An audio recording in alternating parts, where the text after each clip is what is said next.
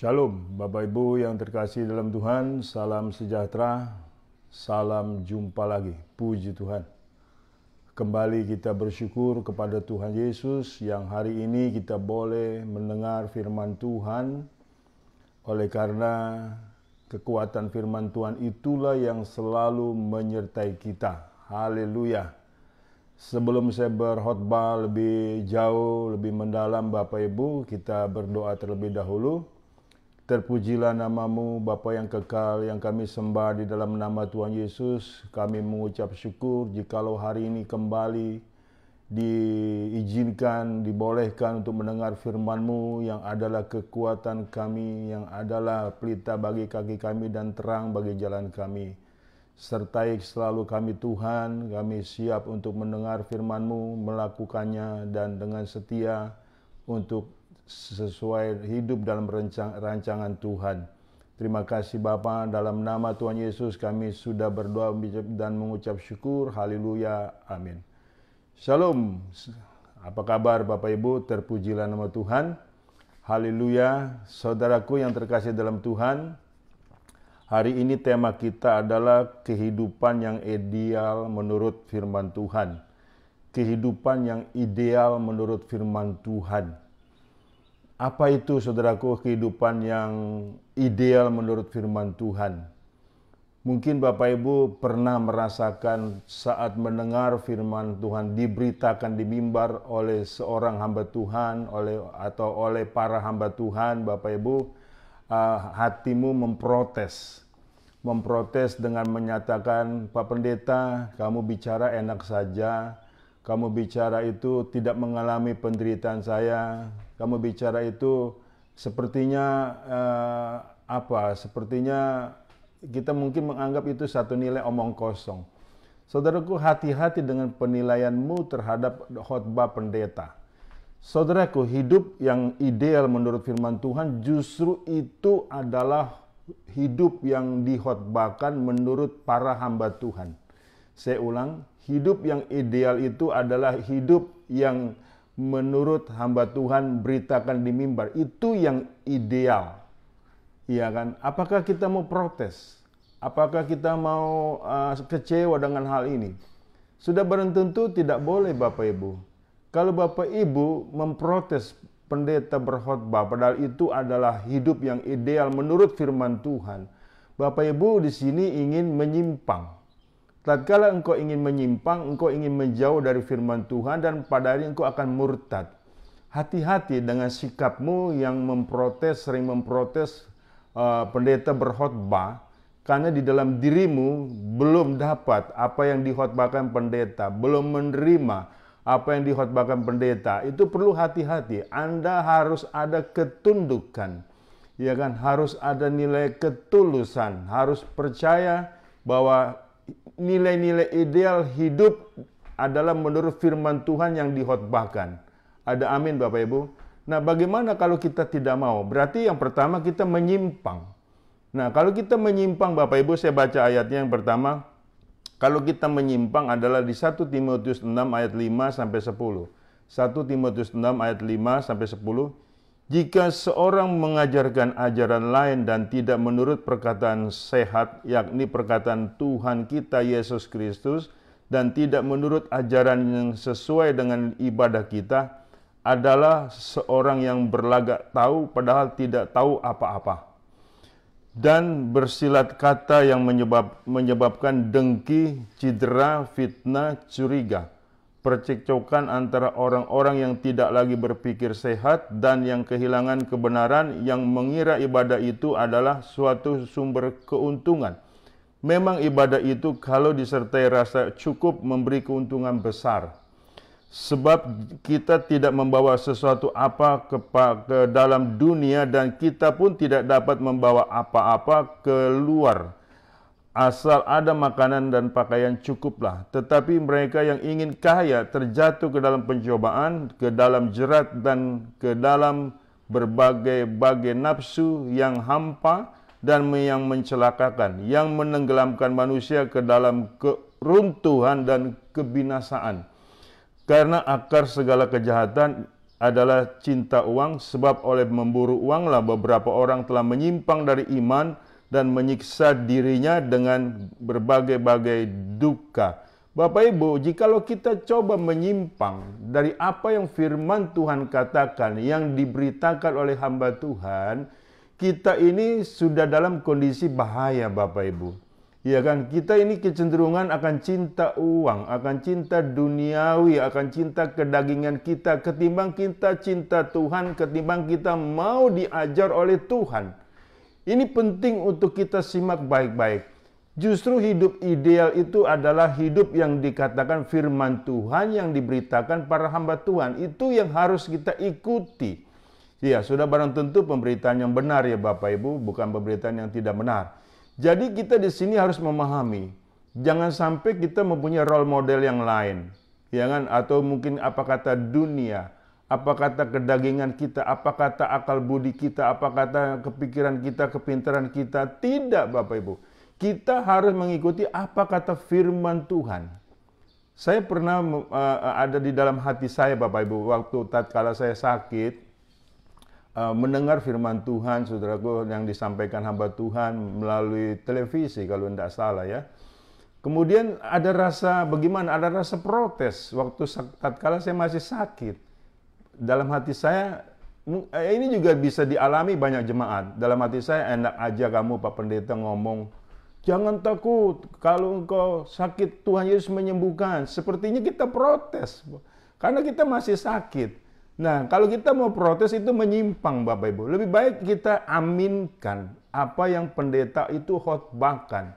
Bahwa itulah nilai ideal kita, itulah nilai kekekalan kita, itulah nilai kehidupan kita. Jangan coba-coba menyimpang. Tatkala kita menyimpang, di situ kita berkeinginan untuk keduniawian. Yang akhirnya kita dikejar berbagai hawa nafsu, yang pada akhirnya menyesatkan dan akhirnya cinta akan uang akar dari segala kejahatan. Ada amin Bapak Ibu? Kita harus perhatikan. Jadi tatkala ada pendeta berkhotbah, Bapak Ibu harus aminkan yang sudah tentu dalam kebenaran ya. Ya kan? Itu yang ideal. Kita harus bergantung di situ. Kita harus benar-benar berharap di firman Tuhan tersebut. Kita jangan berharap di orang lain yang membuat kita menyimpang. Nah, kalau kita sudah mulai menyimpang, nah kita mulai melepaskan diri dari kehendak Tuhan. Ini berbahaya. Ini berbahaya bagi iman kita, Bapak Ibu. Jadi jangan sampai kita menyimpang. Tatkala kita menyimpang, kita ini mendatangkan berbagai macam pencobaan, hawa nafsu, yang pada ini kita bisa murtad, Bapak Ibu. Yang akhirnya kita bisa kecewa. Berapa banyak orang Kristen kecewa dengan apa yang pendeta khotbahkan, sepertinya dilecehkan. Bukan dilecehkan, pendeta tidak tahu masalahmu. Ya kan? Pendeta itu berkhotbah dengan apa yang sesuai kehendak Tuhan yang ditaruh di hatinya untuk diberitakan kepada firman Tuhan. Yang kepada Bapak Ibu sekalian firman Tuhan tersebut. Nah, disitulah tinggal Bapak Ibu aminkan atau tidak. Muncul iman atau tidak. Jikalau engkau menyimpang, engkau berarti sudah dalam kondisi berdosa. Jadi mulai saat ini jangan protes Bapak Ibu ya dengan firman Tuhan yang diberitakan hamba Tuhan. Ada amin Bapak Ibu, aminkan saja. Itu nilai kekuatan kita. Di situ kita harus memahami, jangan mengikuti hawa nafsu, jangan mengikuti kedagingan. Pokoknya kita cukup. Dengan disertai rasa cukup, ibadah itu sangat beruntung Bapak Ibu. Jadi keuntungan ibadah itu bukan keserakahan tapi kecukupan. Dan pada akhirnya kita bilang haleluya, bersyukur, puji Tuhan. Yang kedua saudaraku, tatkala, ada satu ayat lagi saya bacakan untuk yang pertama ini. Ulangan 28 ayat 13 sampai 14. Tuhan akan mengangkat engkau menjadi kepala dan bukan menjadi ekor. Engkau akan tetap naik dan bukan turun apabila engkau mendengarkan perintah Tuhan Allahmu yang kusampaikan pada hari ini, kau lakukan dengan setia. Dan apabila engkau tidak menyimpang ke kanan atau ke kiri dari segala perintah yang kuberikan kepadamu pada hari ini dengan mengikuti Allah lain dan beribadah kepadanya. Jelas, jikalau kita tidak menyimpang ke kiri maupun ke kanan, kita diangkat jadi kepala bukan ekor, naik bukan turun. Haleluya. Yang kedua saudaraku, yang kedua jangan memberontak. Yesaya 30 ayat 1 sampai 3. Yesaya 30 ayat 1. Celakalah anak-anak pemberontak, demikianlah firman Tuhan yang melaksanakan suatu rancangan yang bukan daripadaku, yang memasuki suatu persekutuan yang bukan oleh dorongan rohku, sehingga dosa mereka bertambah-tambah, yang berangkat ke Mesir dengan tidak meminta keputusanku untuk berlindung pada Firaun dan untuk berteduh di bawah naungan Mesir. Tetapi perlindungan firman Firaun akan memalukan engkau. Dan jelas di sini saudaraku bahwa kalau kita memberontak, Bapak Ibu, berbahaya. Kalau kita memberontak ini kondisinya sangat berbahaya sekali, bahwa kita kondisinya sedang mengikuti nilai-nilai kemesiran. Nah, waktu itu saudaraku, jemaat Tuhan, ya kan, itu datang sih kepada Tuhan, itu betul. Tetapi di dalam hatinya itu tidak setuju. Tidak mau diatur oleh Tuhan. Maunya saudaraku dia mengatur Tuhan. Ini memberontak namanya. Jikalau kita memberontak, ya, datang kepada Tuhan bukan dorongan oleh Roh Kudus, bukan dorongan dari Roh Allah, bukan dari dorongan Roh Tuhan, engkau itu dalam kondisi berbahaya. Dosamu makin bertambah-tambah, bukannya berkurang-kurang. Apalagi diampuni. Tidak mungkin. Makanya banyak orang Kristen mungkin merasa heran, kenapa Pak saya rajin ke gereja, kok tekanan hidup semakin berat? Iya kan, akhirnya tidak mau lagi ke gereja. Ya karena di dalam dirimu ada pemberontakan, tidak ada ketulusan, tidak ada ketundukan, sehingga akhirnya hidupmu terkondisikan selalu berontak, tidak mau diatur oleh Tuhan, tidak mau dibentuk oleh Tuhan, tidak mau tunduk kepada Tuhan. Nah, tinggal jadinya apa kalau orang memberontak? Ya pasti dia sedang mengandalkan dirinya sendiri dan akhirnya terkutuk, Bapak Ibu. Ini yang sering kali dilakukan banyak jemaat. Sehingga akhirnya saudaraku menghindari persekutuan, tidak lagi mau ke gereja. Ini tidak boleh, Bapak Ibu. Kita tetap harus membutuhkan Tuhan. Tanpa Tuhan kita tidak bisa berbuat apa-apa. Kita harus jelas di situ, saudaraku. Jadi tatkala kita datang ke gereja, mau beribadah, kita harus ada ketundukan, ketulusan. Pokoknya siap diajar, siap dibentuk, siap ditegur, siap dinasehati. Sehingga pada akhirnya selama kelamaan nilai diri kita, nilai jiwa kita menjadi penurut Tuhan. Menjadi nilai tunduk kepada Tuhan. Itu sangat luar biasa. Saya baca di Yeremia 17 ayat 5 sampai 8. Beginilah firman Tuhan, terkutuklah orang yang mengandalkan manusia, yang mengandalkan kekuatannya sendiri, dan yang hatinya menjauh daripada Tuhan. Ia akan seperti samak bulus di padang belantara, ia tidak akan mengalami datangnya keadaan baik. Ia akan tinggal di tanah angus, di padang gurun, di negeri padang asin yang tidak berpenduduk. Diberkatilah orang yang mengandalkan Tuhan, yang menaruh harapannya pada Tuhan. Ia akan seperti pohon yang ditanam di tepi air, yang merambahkan akar-akarnya di tepi batang air, dan yang tidak mengalami datangnya panas terik, yang daunnya tetap hijau, yang tidak khawatir dalam tahun kering, dan yang tidak berhenti menghasilkan buah. Bapak Ibu tinggal pilih. Ya kan, mau mengandalkan Tuhan atau mau mengandalkan diri sendiri? Tinggal pilih. Enak mana? Ya jelas. Ya, amin. Yang jelas kita harus mengandalkan Tuhan. Kita seperti pohon yang ditanam di tepian air, berbuah pada musimnya dan tidak pernah mengalami tahun-tahun kering. Seandainya pun diri kita kondisinya Bapak Ibu belum dijawab doa kita, iya kan, belum dikabulkan doa kita, kita tetap harus mengandalkan Tuhan. Tuhan itu setia Bapak Ibu, dan setia dan adil. Jangan sampai kita kondisinya Bapak Ibu terkecoh oleh bujukan si jahat, oleh bujukan kedagingan kita, oleh nilai hawa nafsu, yang mengandalkan diri sendiri dan akhirnya terkutuk, dan akhirnya kita menjauh dari Tuhan. Nah, ini tidak boleh. Makanya kita harus mengandalkan Tuhan, sehingga akhirnya jaminan Tuhan, janji Tuhan selalu ditepati dalam hidup kita, dan damai sejahtera sentosa selalu hidup di dalam menghidupi kita. Ada amin Bapak Ibu. Puji Tuhan. Jadi jangan memberontak saudaraku. Yang ketiga jangan menyangkal Bapak Ibu. Yang ketiga jangan menyangkal.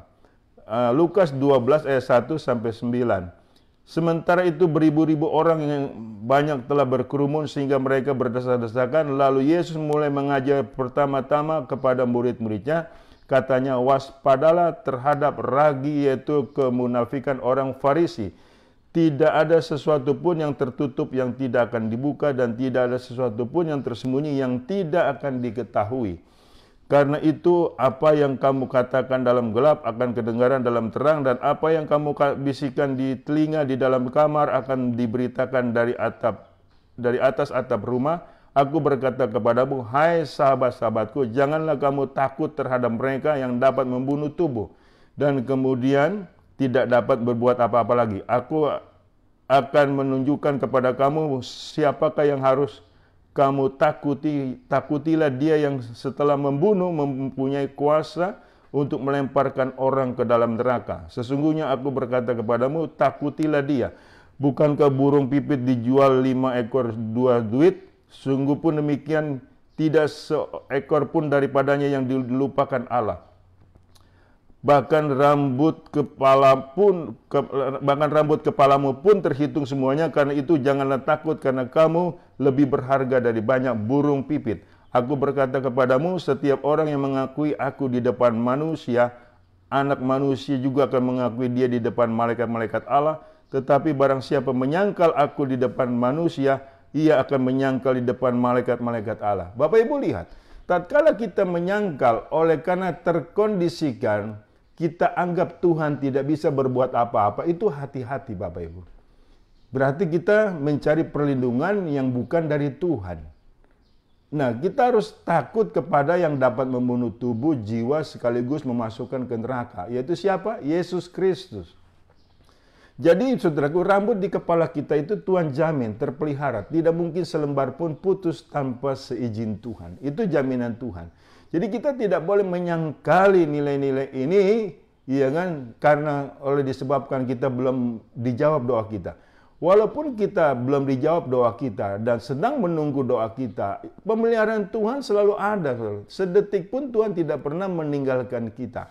Perlu Bapak Ibu paham dalam hal kesetiaan Tuhan, dalam hal janji Tuhan ini. Jadi jangan menyangkali Tuhan. Banyak orang menyangkali Tuhan, akhirnya pergi ke dukun. Itu justru membuat engkau binasa.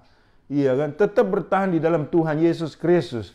Firman Tuhan itu iya dan amin. Pasti Bapak Ibu digenapi dalam hidup kita.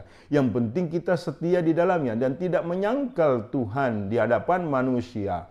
Dan tidak menyangkal iman kita kepada Tuhan Yesus Kristus apapun yang terjadi. Jadi saudaraku, kita lihat di 1 Korintus pasal yang ke 10 dikatakan ayat 13 sampai 14.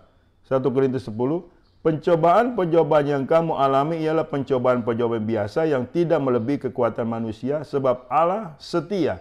Karena itu ia tidak akan membiarkan kamu dicobai melampaui kekuatanmu. Pada waktu kamu dicobai, ia akan memberikan kepadamu jalan keluar sehingga kamu dapat menanggungnya. Karena itu saudara-saudaraku yang kekasih, jauhilah penyembahan berhala. Itu lihat, pencobaan-pencobaan yang datang kepada kita tidak melebihi kekuatan kita. Kalau sampai hari ini kita ada, itu bukti bahwa kita tidak dibiarkan jatuh sampai tergeletak. Bapak Ibu harus paham firman Tuhan itu. Kita hidup sehari ini, itu bukan karena kekuatan kita, itu karena kekuatan Tuhan. Itu karena kehendak Tuhan. Itu karena kesetiaan Tuhan. Perlu kita paham di situ. Jadi kita jangan sampai kita menyimpang ya Bapak Ibu. Jadi jangan sampai kita menyangkal Tuhan. Haleluya, ada amin. Sampai berkesudahannya. Yang keempat, jangan membebal. Di dalam Roma 1 ayat 21 sampai 25, sebab sekalipun mereka mengenal Allah, mereka tidak memuliakan Dia sebagai Allah atau mengucap syukur kepadanya.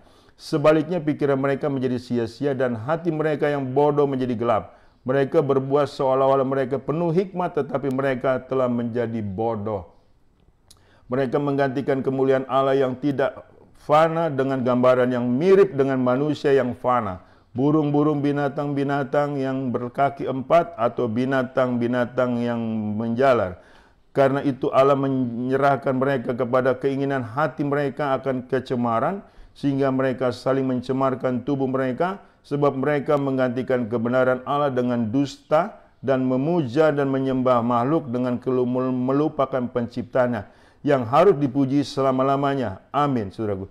Jikalau kita membebal, inilah kondisinya Bapak Ibu. Jadi kalau kita membebal itu tidak mau diajar, tidak mau diarahkan, tidak mau dinasihatkan. Kita bawa karepnya sendiri. Jangan pada akhirnya kita diserahkan kepada nafsu yang membinasakan. Dan akhirnya kita punya pikiran gelap, pikiran bodoh. Padahal hikmat Tuhan itulah kita boleh hidup. Hidup di dalam hikmat Tuhan adalah mengalahkan hikmat manusia. Perlu Bapak Ibu paham. Jadi jangan membebal, jangan membebalkan dirimu.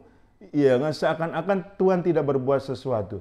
Seakan-akan saudaraku janji Tuhan itu adalah bohong. Tidak demikian. Itu adalah pernyataan orang-orang bebal. Yang akhirnya cuman bawa karepnya sendiri Bapak Ibu. Tidak boleh.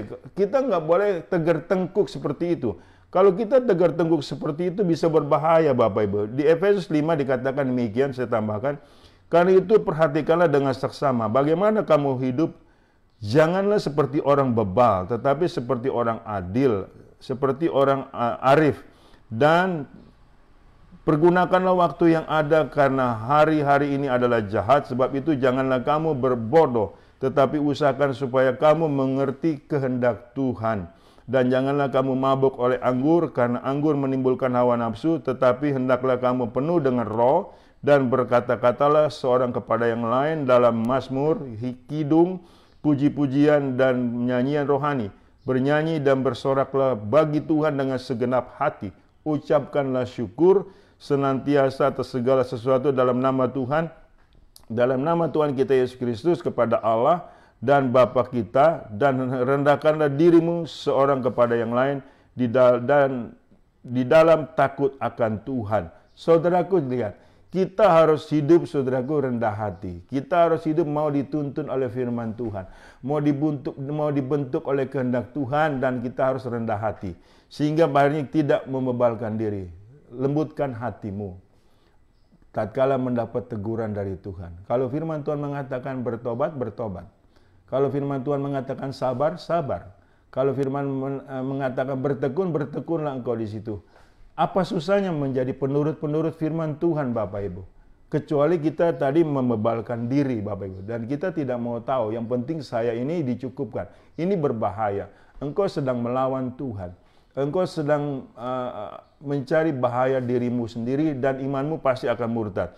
Itu yang Bapak Ibu harus pahami. Jadi saudaraku, hidup yang ideal menurut firman Tuhan adalah hidup yang sesuai firman Tuhan dengan apa yang dikhotbahkan oleh pendeta. Atau dengan apa yang Bapak Ibu baca dari firman Tuhan. Jangan melawan. Jangan mengadakan perlawanan. Jangan mengadakan pemberontakan. Jangan mengadakan kebebalan Bapak Ibu. Kita harus benar-benar tulus di sini. Kita harus benar-benar serius. Mau dibentuk oleh firman Tuhan. Kedepannya dunia akan semakin kacau. Kedepannya saudaraku penyakit akan semakin banyak. Kita jangan panik Bapak Ibu. Kita tetap ada di dalam koridor perlindungan Tuhan yang setia.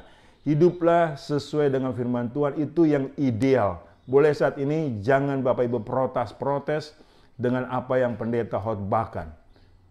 Ya, sudah berhentu khotbah yang benar Bapak Ibu. Amin. Dan engkau benar-benar harus taat. Sebagaimana seorang murid taat dengan gurunya. Dibentuk dengan keinginan kehendak sang guru, yaitu di dalam nama Tuhan Yesus Kristus. Ada amin? Puji Tuhan. Saya berkhotbah untuk kita sekalian, demikian firman Tuhan. Saya percaya firman Tuhan tidak pernah kembali dengan sia-sia. Terpujilah namamu Bapa Surgawi dalam nama Tuhan Yesus.